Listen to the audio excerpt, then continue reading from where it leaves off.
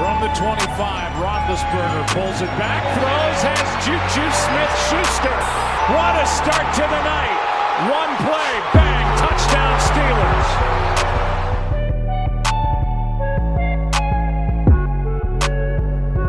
The Eagles take over at the 17. Foles steps up. Foles delivers. Deep one-on-one. It's caught. Aguilar. Bye-bye. Touchdown. Eagles.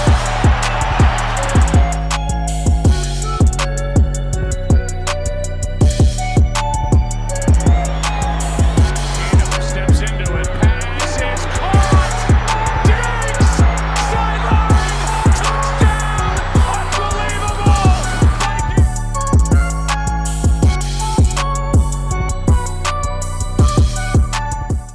All right, what's going on, everybody, and welcome to another episode of the Heated Sports NFL podcast. I'm back. I was actually gone last week, so I was down in Florida for vacation, but we're back here and going to kind of recap a lot of the happenings here within the last couple weeks or so. We had the trade deadline wrapping up on Tuesday this past week, so that was kind of, well, what we thought was maybe going to be an exciting trade deadline. Some big names being thrown out there. Le'Veon Bell, Jamal Adams, some pretty big names coming down to the wire, but no really big moves happening at the deadline. But we'll still go over some overall moves that happened within the 24-48 hour period before the deadline hit at 4 p.m. Some other pretty big moves happening. I mean, we see Cincinnati benching Andy Dalton on his birthday, no less, so kind of feel bad there. Joe Flacco being out, so we'll get into those couple quarterback situations in Denver and Cincinnati as well. Before previewing the matchups here for Week 9, going over some stuff from last week and Week 8, and just kind of seeing the state of the league and what we're looking like right now. So just to go over some moves here quick. Big trade deadline moves, or at least big in terms of the overall landscape of the trade deadline this year. Again, not overly exciting. Again, had some hype, didn't pan out too well, but the big move, Jalen Ramsey, that's kind of the obvious move, being traded from Jacksonville to the Rams. That happened a couple weeks ago, so technically by the trade deadline, but no really big trade deadline news there. One of the players a lot of people kind of thought was going to be on the market for a while, Dolphins running back Kenyon Drake. He eventually got moved to Arizona. We're going to get to see him play as we're recording this today in a couple hours for Thursday Night Football. Has a touch matchup in front of him, though, with the 49ers rush defense, so really not expecting a whole lot out of Arizona and Kenyon Drake here, but they got him for a 6th-round pick, so not really a whole lot to give up there for Kenyon Drake. Injuries with David Johnson and backup Chase Edmonds both are inactive for Thursday, so Kenyon Drake's going to be the featured back right out of the gate here. So, I mean, do you like that fit at all? I mean, real quick, do you really expect anything? I mean, it's Kenyon Drake, not like an overpowering talent at the running back position, but still a name that a lot of people probably know. No, to me, this isn't a huge deal at all. It just feels like Kenyon Drake's going to provide a fill-in for the rest of the season, possibly for the Arizona Cardinals. More of what this is to me is kind of a red flag for the health of David Johnson. Kind of makes me a little bit nervous about him going forward. Maybe the Cardinals expect his injuries to be a little more serious. Maybe they don't expect him to be playing a lot of games for the rest of the season. But Kenyon Drake, I mean, he's really going to be thrown right in there, going to have a big workload tonight in his first game shortly after being traded, but he's no David Johnson, and I think he's just going to be kind of a placeholder for the Cardinals, who are really depleted suddenly at the running back position. Yeah, I mean, it's kind of tough. I mean, I don't want to just completely judge everything that he's done off of what he's been with the Dolphins. I mean, any situation you're in with Miami, it's kind of tough, but either way, we can kind of see how he does on Thursday and maybe just go from there real quick. But I think he's a talented guy. Yeah, definitely. I mean, coming out of Alabama, I mean, he definitely has some potential for sure. So not really quite the David Johnson featured back, so it's going to be interesting how he'll be able to manage the workload, at least for maybe the next week or two, where he's pretty much the only guy. I can't even name another running back on the roster. But yeah, as a kind of a change of pace, second guy, I love it, and maybe the Cardinals will keep him in their future plans going forward. I think his contract might be up after this year, but at least for the rest of the season, we'll get to see what he can do on a not disgustingly bad offense that was the Miami Dolphins. So good opportunity for Kenyon. Look forward to seeing him play. For sure. Not garbage team. Yeah, exactly. All right, so now just to look into some maybe other potentially big trade deadline moves here that we have. So Again, Jalen Ramsey, Marcus Peters both getting traded on the 16th, so that's a couple weeks ago. Won't talk about that anymore. Mohamed Sanu going to New England, so New England ended up putting wide receiver Josh Gordon on the injured reserve list, even though we found out today that he's perfectly healthy, so he's off of IR as of today, so he hits the waiver wire now. So he's off IR, so he's going to hit the waiver market then for any team to pick him up, but kind of just raise some questions about maybe just New England not having faith in Josh Gordon. He's been in and out of injuries the last couple years, so going after getting Mohamed Sanu for a second-round pick, which I thought was kind of steep, but New England had interest in Mohamed Sanu before the season started apparently, and they get a chance to go after him now. So they get Mohamed Sanu for a second-round pick. The Broncos trade veteran wide receiver Emmanuel Sanders to the 49ers. They trade Sanders and a 5th-round pick in 2020 in exchange for a 3rd-round and a 4th-round pick in 2020 from the 49ers. So Sanders and some draft picks next year being swapped around. The Patriots trade defensive end Michael Bennett, known from his days in Seattle for a while, goes over to New England, or was in Philly, then over to New England, and now he's on the move again over to Dallas for a 7th-round pick. So Dallas pretty much gets I'd say he's on the decline a little bit. He's getting up there in age, but still a talented defensive end for next to nothing and a 7th-round pick next year.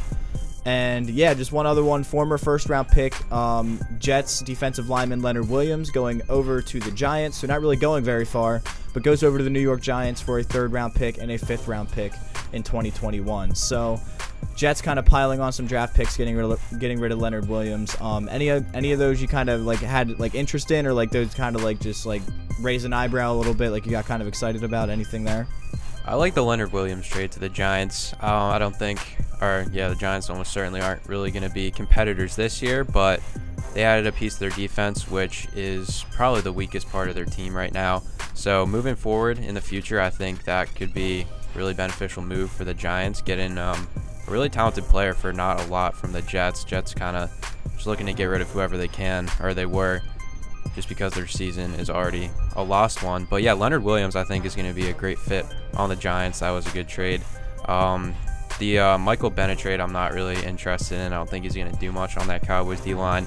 They do have a lot of talent there already though, so he's not really going to be the guy there. He's going to be a filler for sure. I don't think he'll be in the starting rotation, but he'll definitely get some minutes, when you're subbing in and out late in the game, that kind of thing for sure. But I don't think he's going to be a focal point, like you said. He's older, on the decline, but they have so much talent on the D-line. He's not going to be a main focus for offenses. He might get a sack or two this upcoming season. I do really like the Emmanuel Sanders trade. That's probably my favorite one that happened more recently. Another player that we'll get to watch tonight on Thursday. Jimmy G needed a real receiver, and now he's got one. So hopefully this will bring Garoppolo up to the next level, which in turn will make the 49ers unstoppable to me. We put out, I was kind of pushing for Odell to get over to San Francisco. I wanted it so bad. With the Odell kind of trade rumors for a while, we were kind of pushing that, saying San Francisco needed that clear number 1 receiver. Not really. No one's gonna say option. No one's gonna say Emmanuel Sanders is up there with OBJ, but definitely got him for more of a discount than what would have been required to get Beckham. But, Sanders will fill that role nicely. They're still going to run the ball. That's going to be their primary offense. But, getting a nice veteran pass catcher in there is definitely going to help Garoppolo and company over there as well. To pair with, tight end George Kittle, who's been a monster the last couple years. So that love Kittle. Definitely a pretty good move. Sanders already got a TD in his first game, so already making an impact, and I think it's not the last we're going to see from him. Yeah, for sure. The 49ers look dangerous right now. That defense is just looking ridiculous, and I'm sure we're going to see it again on Thursday night here once this goes live. Yeah. But not really going to touch on Aqib Talib getting traded from the Rams over to the Dolphins. RIP Aqib Talib's career. Yeah. Definitely, I'm sure he wasn't happy to get that news, but not Salary really performing. Dump. Yeah, since he was with Denver, he's been kind of on the slow decline, I think, in terms of performance. But Miami gets a veteran guy to add to their secondary. He's injured right now, so we're not even sure if he's going to come back and play this season. If he would, it'd be late in the season, but start the rebuild next year. It's not a bad piece to have on your in your secondary, with assuming you're going to have a lot of young guys in there within the next couple years. But just a transition, that's pretty much a lot of the moves that happened right up to the trade deadline. So again, no huge names. Emmanuel Sanders probably the biggest and most recognizable name out of that group. So a lot of guys new homes. So we'll kind of see how it all plays out here. But by the way, good move by the Rams, because saves a bit of money they can use to re-signing Jalen Ramsey, which they absolutely need to do after giving up so much for him. Yeah, so pretty much cleaning house. I mean, both Marcus Peters and Aqib Talib gone. Their top 2 corners. Now they get Jalen Ramsey. Yeah. So I mean, they think he's their guy. They want to pay him for sure. I mean, I don't think anybody's going to argue against that either with how well he's been playing so far in his career. But yeah, so let's transition here a little bit. So some other kind of breaking news that have happened throughout the week, in between games and everything. So quarterback Joe Flacco ended up having a neck injury. They diagnosed it after the game last week. So Joe Flacco looking to be out 4 to 6 weeks is what the new report's coming out today. So right now, Brandon Allen is slated to get the start, backup quarterback, this Sunday, but they drafted Drew Lock. So they drafted rookie quarterback Drew Lock in the 3rd or 4th round. So he was a highly sought after prospect, but kind of as we got closer to the draft, his stock kind of started to decline a little bit. Maybe not a good pro day, not 100% sure, but Drew Lock still a highly sought after prospect initially out of college last year. So it's kind of just going to be a waiting game, I think, until he gets the start. He was on IR to start the season, but I'm pretty sure he's back on the roster. He's back practicing as of this week. So don't really want to throw him in right away after being on the IR all season. So I'm sure he'll get a couple weeks of practice and then get his shot here. But it's Brandon Allen right now. So, I mean, what do you make of this? I mean, people were kind of speculating. I mean, Joe Flacco kind of wasn't happy in the press conference after their loss last week, just showing that the team really isn't showing any emotion, no urgency. Like, you got to try to go for some big plays on offense. Joe Flacco speaking out, and then not even 24 hours later, we hear Joe Flacco neck injury, not going to play next week. I mean, what do you make of this? You think the injury is that serious, or is Denver just kind of subtly trying to make a move off of the quarterback who they just got last offseason? No, I think the injury is that serious. They're not moving off Flacco, especially because of how bad that offensive line and that entire offense is to throw. I don't even not familiar with their backup or if he's a rookie or whatever, but to throw that young guy into the game under or behind such a terrible offensive line and just a bad offense in general, you're just asking for a disaster. The Broncos season is over. They're going to be terrible. There's little hope for this rookie. We saw Flacco. Flacco, he's not elite, obviously, but he's also not bad. I mean, he really struggled with that offensive line, and I don't see it getting any better, being any different for this young backup. So, yeah, I feel bad for the backup. Tough situation for him being thrown in there. Broncos season is over. And yeah, it's definitely not looking good. I mean, we saw Bradley Chubb tear. He had an ACL tear a couple weeks ago. Their star DN that they drafted in within the top 5, I think, maybe 4th or 5th overall. So that's still just been kind of like a steady decline since then. Bad luck with injuries. But just to go over a couple things. So Brandon Allen, the guy that's slated to start this Sunday, never heard of him. Drafted in 2016 by the Jacksonville Jaguars in the 6th round. Played for Arkansas. Started for them for 3 seasons. So has some decent college starting experience. I don't think anybody's really expecting a whole lot. Was drafted towards the very end of the draft a couple years ago.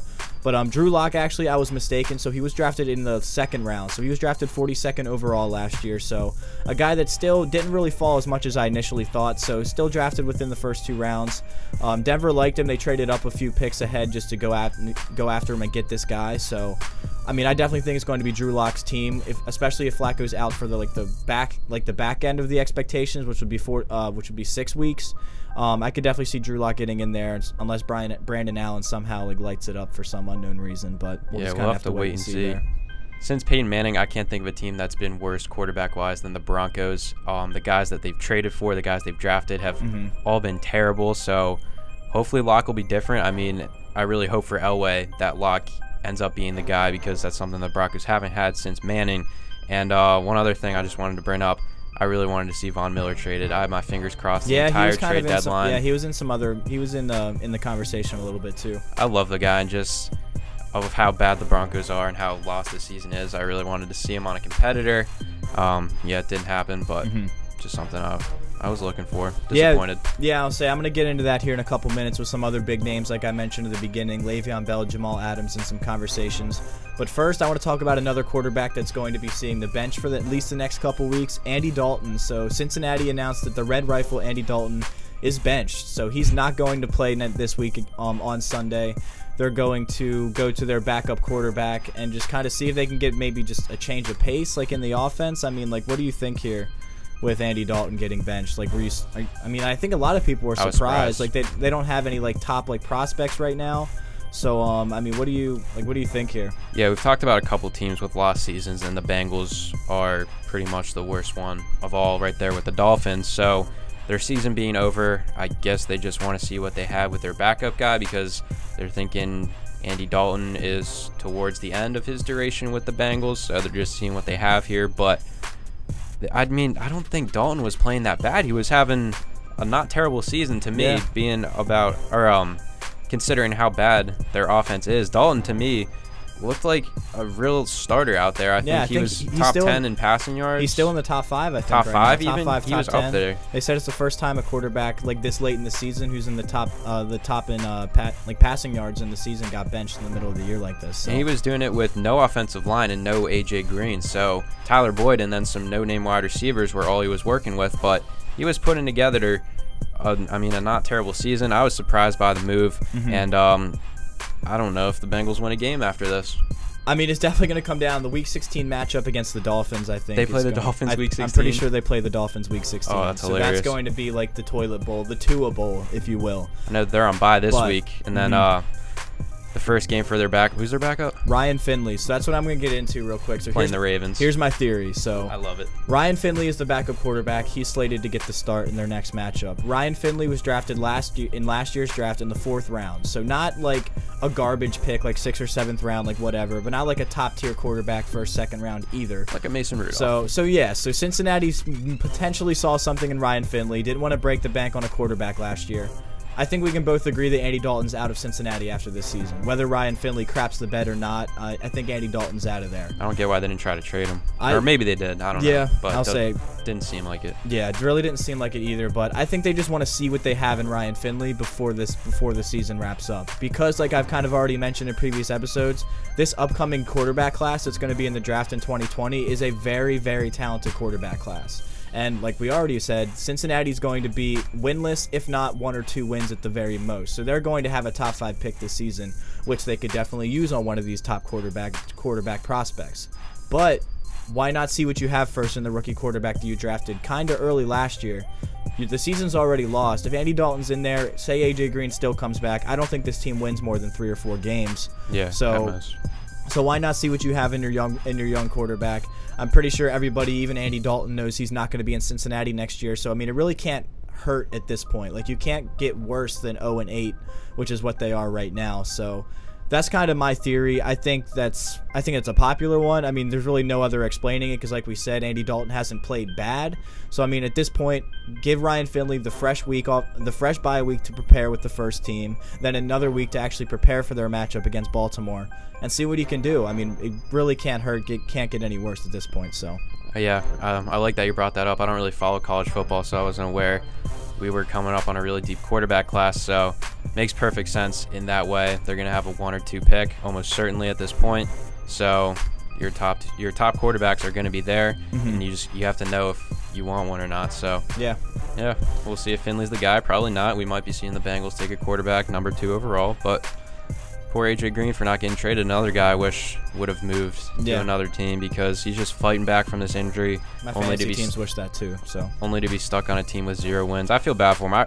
Even as a Ravens fan, I've always looked up to and respected A.J. Green as a player. He's a stud. I wanted to see him on the Eagles, but once again, the trade deadline was an immense disappointment. Yeah, for sure. I mean, that's just like one of the big names. So that's actually a good transition. So I mean, yeah, a lot of big names kind of stirring the pot a little bit before the trade deadline. So I mean, yes, AJ Green was kind of in the mix. I think the media wanted AJ Green traded more than like Cincinnati was actually looking to trade him. Even hinted that they were. Yeah, but the media was trying to make that happen. But like what reports actually came out was that the Jets were looking to almost abandon ship in a sense. Style on draft picks. Jamal Adams, Pro Bowl safety, only in his 3rd or 4th season. A young, very talented safety, apparently on the trade market. The Jets were looking to ship him. And running back Le'Veon Bell, who they literally just signed to a mega contract last offseason. So shipping Le'Veon Bell, or at least like listening to offers for these 2 talented players. But again, as we all know, ultimately nothing ended up happening. But a lot of news, Jamal Adams, Dallas was very interested and apparently very close to getting Jamal Adams. And running back needy teams like Kansas City, Houston, and Green Bay, I think, were the 3 main teams in the mix for Le'Veon from what I heard and what I've read online. So, I mean, again, a little disappointment. I woke up seeing both of those names and I about fell over, and then I'm just standing by my phone all day until 4 o'clock, and nothing happened. So definitely a big disappointment there, but But yeah, Jets fans, you can kind of take a sigh of relief. These guys are still on your roster, at least for the rest of the season. Seriously. So, that would have been a major disappointment. I'm not even a Jets fan. Jets are actually my second favorite team. Ever since the Mosley trade, I've been following the Jets. I like them. Enough. I love Darnold as a quarterback, even though he lost me my upset of the week. Rough upset of the week. Yeah, we won't talk about it. Yeah, Le'Veon Bell, I kind of expected him almost to be traded to a contending team without that real number one running back. But then when the news broke about Jamal Adams, I almost couldn't believe it. That what's he in his maybe second or third year? Incredibly young, so talented. He's probably a top 3 safety, possibly around there. I'll throw him in that category. I won't even hesitate. I don't think it's a stretch. He made the Pro Bowl last year. He's ridiculous. The guy's a stud, and the fact that they were listening to offers. I mean, he tweeted about it. He said the Patriots don't listen to offers for Brady. The Rams don't listen to offers for Darnold Donald. This is his third season, by the way. Sorry, I just wanted to clarify. So yeah, drafted in 2017, 6th overall. So yeah, he's in his third year, making the Pro Bowl in his second season. It's pretty amazing. The Jets were kind of trying to say, well, we weren't trying to trade you, we were just listening, and that kind of offended Jamal, it appears. But Jets are lucky they still have this guy. Cowboys really should have traded for him, in my opinion. They need another stud on that defense. Dallas in the secondary. It's definitely a big loss for Dallas. I mean, if they were really that close, I mean, what are you waiting for then, dude? If you're close to getting this type of guy, if Jets are actually listening to offers that seriously, you need to just get the checkbook out, do whatever you need to do, ship the draft picks over. I mean, that's a guy that Dallas is ready to win now. They have the pieces in place. They have a slightly disappointing record right now, I'd say, but I mean, they're definitely in the mix with that weak NFC East. So I mean, going out and getting that type of guy, you have to do it. I don't know if they came out or if there's anything official about the asking price, but I heard that it was close to around what Jalen Ramsey went for. Definitely a first round, and then another pick, maybe a first, something close to that. I think he should be in that conversation. Like, again, third season, top 6 pick, technically 6 overall.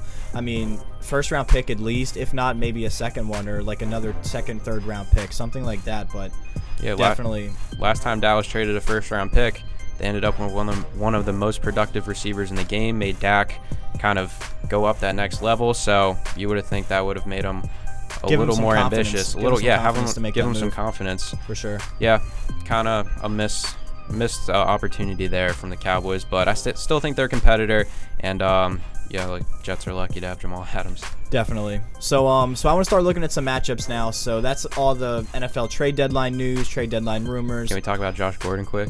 Sure. Yeah. What do you think? I don't know if you have any kind of potential landing spots, but I think this guy can make a huge impact on a team, especially right after the trade deadline. Teams that needed receivers but weren't able to trade for one. Now you have this guy on waivers that's just incredibly talented, has been hurt this season, but appears to be on the right track health-wise. And going down the stretch, this could be a huge playmaker on one of the better teams. I think the best fit is the Green Bay Packers. Rodgers is having an insane season, even though Davante Adams hasn't been on the field much. And you throw in a guy like Josh Gordon with Rodgers. Oh, yeah. I mean, Adams apparently he's back practicing this week, but that's her turf toe injury, very serious. I don't know if he's going to play this year. So he's been gone for a while, but you want to know a team that I'm kind of looking at? Let's hear it. I think, especially with like the waiver wire order, so it starts with the league's worst teams and then kind of goes up, similar to like picking up waivers in fantasy football. Yeah, I'm not really looking too knowledgeable on that, but I mean it's pretty much that simple as far as I know, at least. But I'm looking at the New York Giants. I think the Giants, I mean, they have Golden Tate back. I mean, Golden Tate's kind of he's played pretty well. He had a long touchdown in his first game a couple weeks ago, still giving another weapon for Daniel Jones to throw to. But Sterling Shepard's been injury prone, still in the concussion protocol as of right now, I think. This would be a really solid weapon for Daniel Jones, I think. Add him with Saquon Barkley, a healthy Evan Ingram.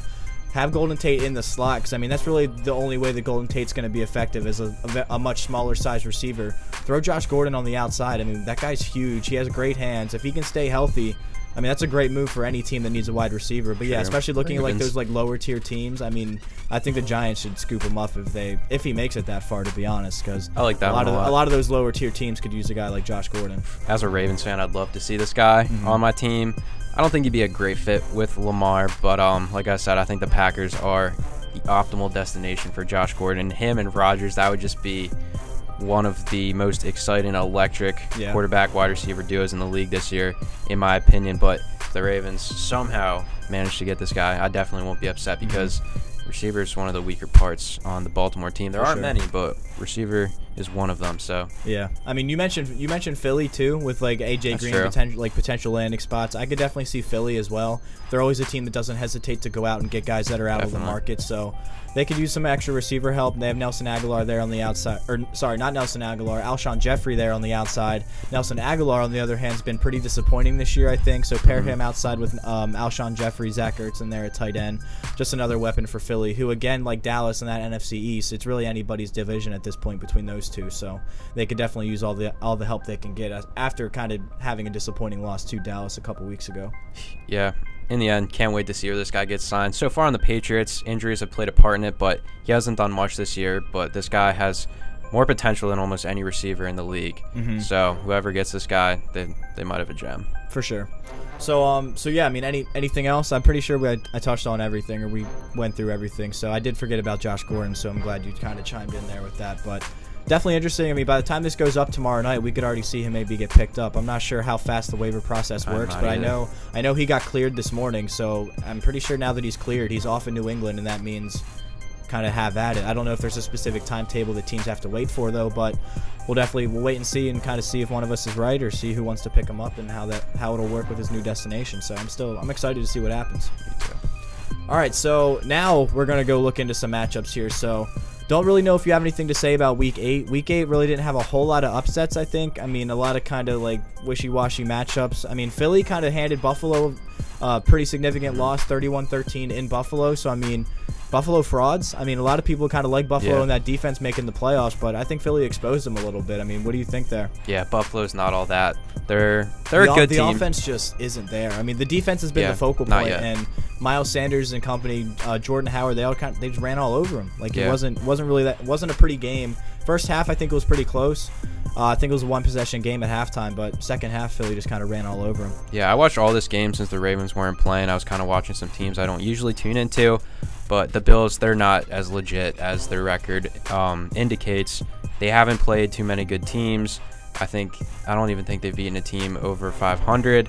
And with Josh Allen still at this point in his career, he's not going to be able to keep up with a Carson Wentz or an Eagles offense like this when they put up 30 points. It's just not going to happen. Yeah. They do have an easy schedule. I wouldn't be surprised if they continue to ride it and make the playoffs. But Bills super limited offensively. I don't see them being a dangerous team at all. No. Yeah, I mean, that's definitely a nice AFC East schedule. Like we always say, New England schedule is easy, but the other teams there, Jets, Miami, and Buffalo, their defense is good. They still have a pretty decent schedule as well, being in that division. But yeah, we'll kind of have to wait. Do so much. Yeah, I mean, it could be a fluke. It just could have been one bad performance, but I don't know. I mean, that offense has struggled for a while this season. So yeah, like you said, if the defense gives up points, the offense really isn't going to catch up, I don't think. At least Singletary's back. He gave them a little bit of a spark scoring. I think maybe their only touchdown. So maybe going forward, they'll give him a little more of a role in the offense. That could help. Yeah. One game that I really wanted to talk about was the return of Drew Brees and the Saints. I was literally just going to say that as well. Yeah. So this game was awesome. Not missing a beat whatsoever. Latavius Murray Drew Brees. Filling in great for Alvin Kamara, running all over the place as well. So Michael Thomas had a day. This Saints team.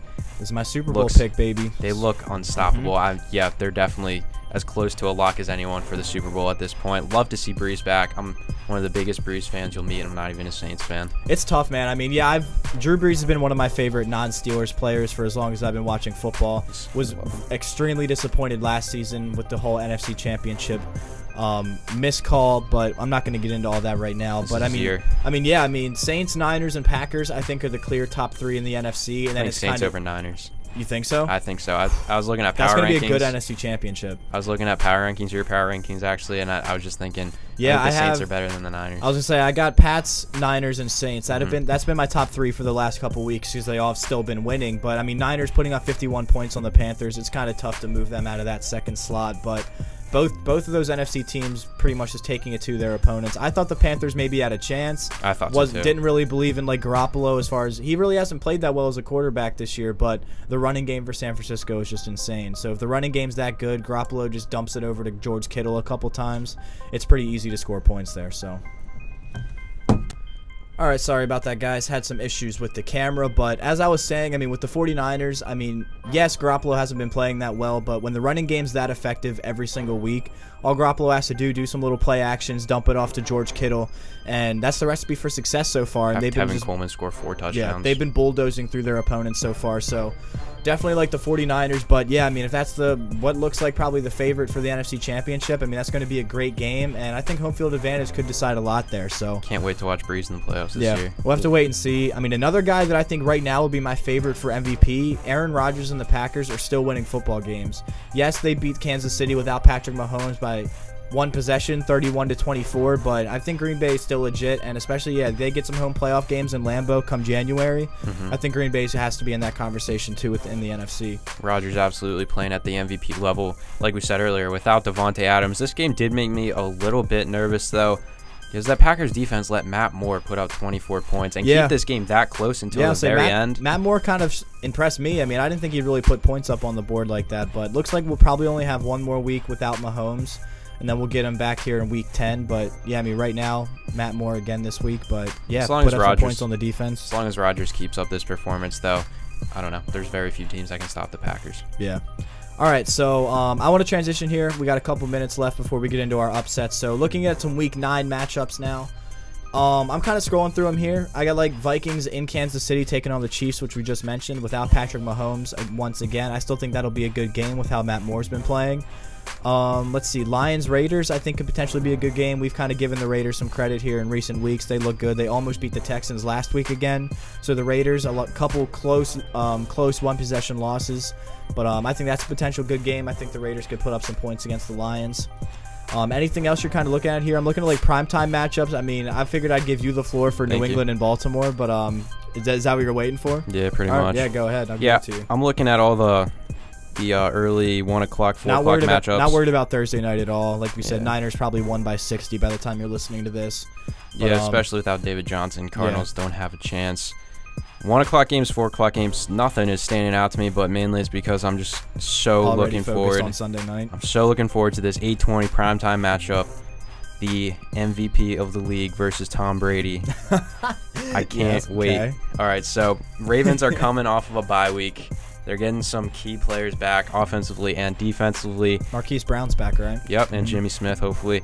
And they get the Patriots at home, and I could not be more excited for it. The Patriots, I'm going to say the first time this season, are legitimately going to be tested. They're going to be faced against a high-powered offense led by Lamar Jackson, and I'm hoping the Ravens are able to score enough on this defense and have Brady play from behind for the first time all season.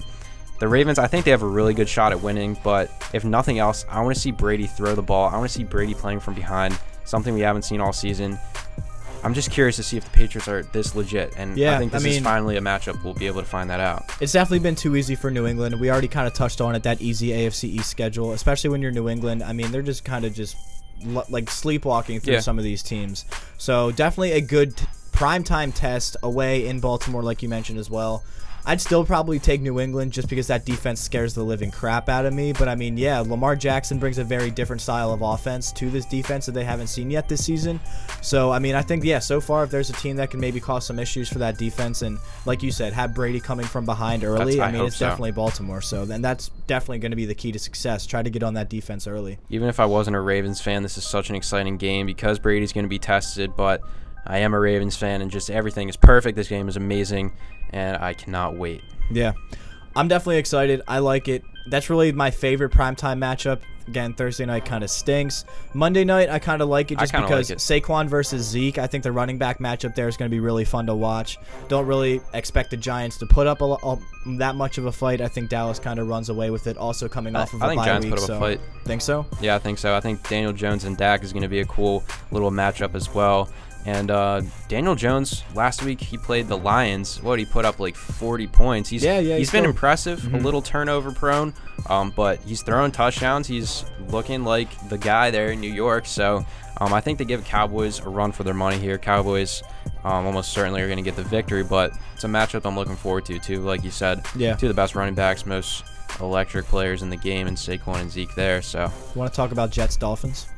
Anything entice you about that fantastic matchup? I do have Le'Veon Bell and Robbie Anderson starting in my fantasy football league, so I will be looking forward to big numbers. I will be looking forward to each of them dropping at minimum 15 fantasy points.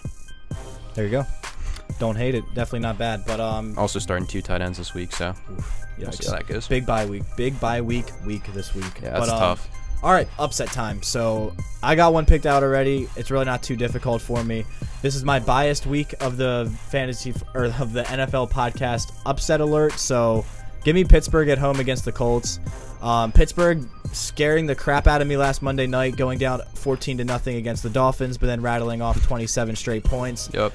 Not worried about Pittsburgh. Dolphins the defense still looks great, forcing turnovers. I think Mason Rudolph clearly had some early game jitters. I don't know if you watched that game at all, but Mason Rudolph did not look good in that first quarter and a half. I don't blame you. If it wasn't the Steelers, I wasn't watching it either.